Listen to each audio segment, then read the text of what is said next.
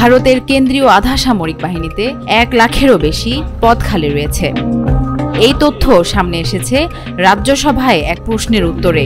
CISF সহ মোট 6টি বাহিনীতে 90,868টি শূন্য পদ রয়েছে।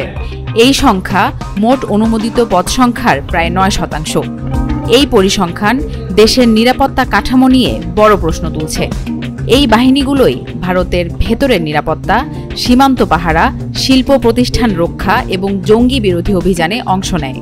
এই বাহিনীগুলোর কার্যকারিতা নির্ভর করে নিয়োগ ও প্রশিক্ষণের উপর। কিন্তু প্রশ্ন হলো, কেন এত শূন্য পদ?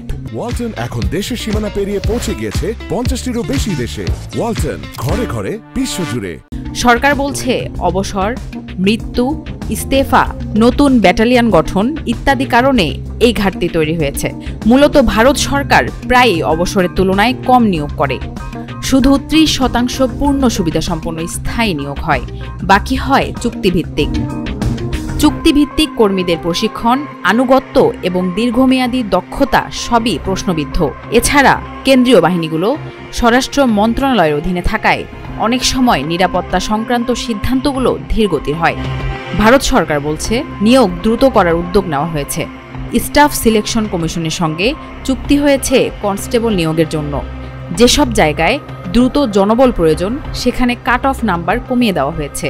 তবে বিশেষজ্ঞরা বলছেন এটি শুধু নিয়োগের সংখ্যা নয়, বরং দীর্ঘমেয়াদী পরিকল্পনার বিষয়।